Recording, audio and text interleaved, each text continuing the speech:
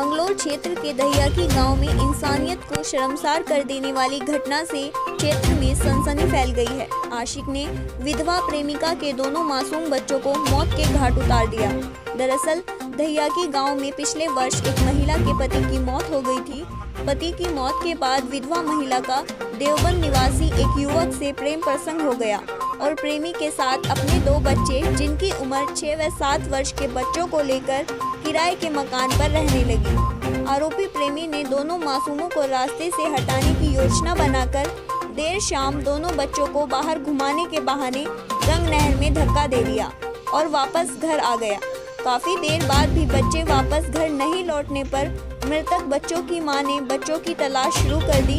आसपास तलाश के बाद बच्चों का कोई पता नहीं चल पाया। उसके बाद पुलिस को सूचना दी गई। अचानक 2 बच्चे गायब होने की सूचना पाकर पुलिस मामले की छानबीन में जुट गई और आरोपी प्रेमी से पूछताछ की गई तो उसने सब सच उगल दिया। पुलिस ने घटना स्थल पर बच्चों की तलाश शुरू कर दी और एक बच्चे का शव चंद घंटों में ही गंग नहर से बरामद कर लिया और दूसरे बच्चे की तलाश के लिए गोताखोरों को तलाश के लिए लगा दिया। पुलिस ने आरोपी के खिलाफ हत्या किए जाने के आरोपों में मुकदमा दर्ज कर आरोपी को जेल भेज दिया है। कल शाम को एक सूचना आई कि वादिनी सुमन के दोनों बच्चे नहीं मिल रहे हैं घर पे। ये सूचना छोटा प्रधान जो इंदर है उन्होंने पुलिस को दी। तत्काल पुलिस के द्वारा एएसपी मंगलौर महोदय के नेतृत्व में और क्षेत्राधिकारी मंगलौर के निर्देशन में सारी टीमें लगाई गई उन बच्चों की खोजबीन के लिए, तलाश के लिए।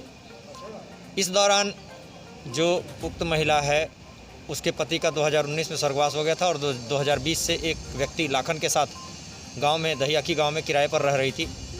लाखन के द्वारा भी पुलिस को और आम लोगों को गुमराह करने की कोशिश की जाती रही।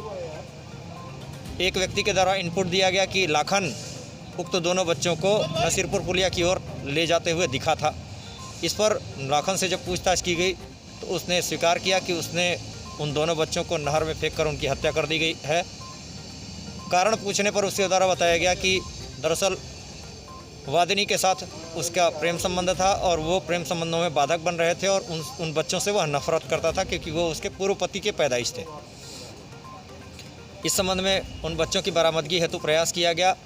रात्रि में ही तो 10:30 बजे के आसपास मोहम्मदपुर झाल से एक बच्चे लक्की का शव बरामद करने में पुलिस को सफलता हासिल हुई। दूसरे बच्चे का शव अभी तक बरामद नहीं हो सका है, जिसके लिए जल पुलिस और एसडीआरएफ की टीमें लगाई गई हैं। पूरी तत्परता से पुलिस के द्वारा बहुत ही तेज़ी से ये पूरी तलाश और खोजबीन और कड़ियों को जोड़ने की प्रक्रिया को अंजाम दिया गया है। ये बेहद संवेदनशीलता के साथ इस पूरे घटनाक्रम को अटेंड करते हुए अनावरण किया गया है।